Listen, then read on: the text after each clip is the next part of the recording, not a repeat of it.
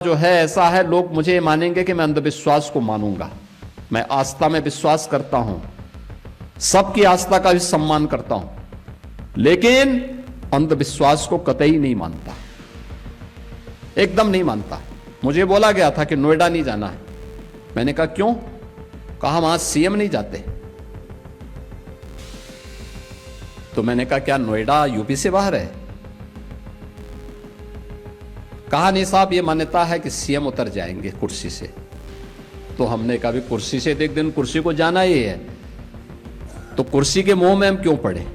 मैं जाऊंगा वहां जरूर। और मैं गया था वहां पे। जब मैं गया तो मैंने देखा क्यों ये लोग बोलते थे, तो पता लगा वहां 4 लाख मामले बिल्डर और बायर्स के। आप सोचो 15 साल, 10 साल, 20 साल पहले लोगों ने अपनी पूरे जीवन भर की कमाई बिल्डर को दे दी मकान के लिए, फ्लैट देने के लिए, और बिल्डर पैसा दबाई बैठा है, पैसा नहीं दे रहा है, वो मकान नहीं दे रहा है, कब्जा नहीं दे रहा है, बड़ी हाई राइज बिल्डिंग खंडर के रूप में बदल रही है। मैंने बैठक की अथॉरिटी की, Noida authority, greater Noida authority. तो ग्रेटर नोएडा अथॉरिटी मेरे पास आया, उसके सीईओ आए, कहा है साहब हम पे 6000 करोड़ का कर्जा है। दूसरी अथॉरिटी से मैंने कहा, उसने कहा साहब हम पे 3000 करोड़ का कर्जा है। तो मैंने कहा यार मैं कहां फंस गया हूं, वो तो सब भिखमंगे हैं। अब इन भिखमंगों से मैं बोलूं कि तुम इन 4 लाख लोगों को मकान दो, तो मैं फंस गया वहां पे। मैंने कहा ये मेरी स्थिति बड़ी अजीब सी है। लेकिन मैंने वहां पे पहले बायर से मैं बातचीत किया, उन्होंने कहा उनकी रो रहे थे साहब, पूरी जीवन भर की हमने कमाई लगा दी, हमें मकान नहीं मिला है, हम बैंक से कर्जा भर रहे हैं, बैंक का कर्जा बढ़ता जा रहा है। मैं बिल्डर के साथ मिला तो बिल्डर अलग से रोए, कहते हैं साहब हमने पैसा लगाया, लेकिन उस समय की सरकारों ने हमें पूरी तरह निचोड़ दिया है, हमारी सामर्थ्य नहीं है।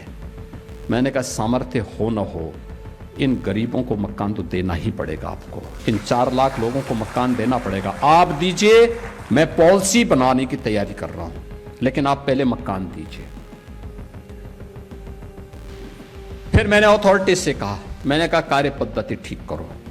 हमने रिफॉर्म की, कार्रवाई प्रारंभ की, भ्रष्ट तत्वों को वहां से बाहर का रास्ता दिखाया, और आज मुझे बताते हुए प्रसन्नता है 4 लाख लोगों को हम मकान दे चुके हैं।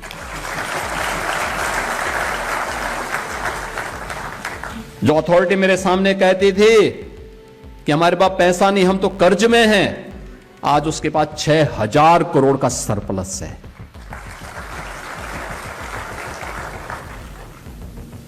आज दुनिया का सबसे अच्छा इंफ्रास्ट्रक्चर भी और सबसे अच्छा इन्वेस्टमेंट भी वहां पर है, और वहीं पे ये मैन्युफैक्चरिंग हो रहा है जो मैं अभी चर्चा कर रहा था, ये सब कुछ वहीं हो रहा है।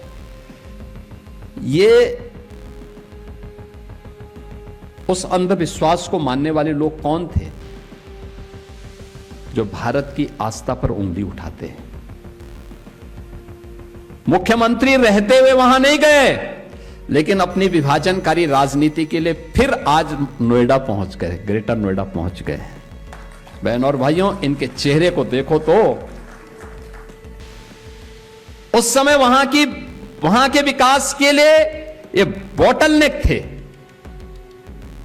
उस समय इन्होंने वहां बाधाएं खड़ी की, बैरियर खड़े किए। आज किस मुंह से विकास की बात करते हैं?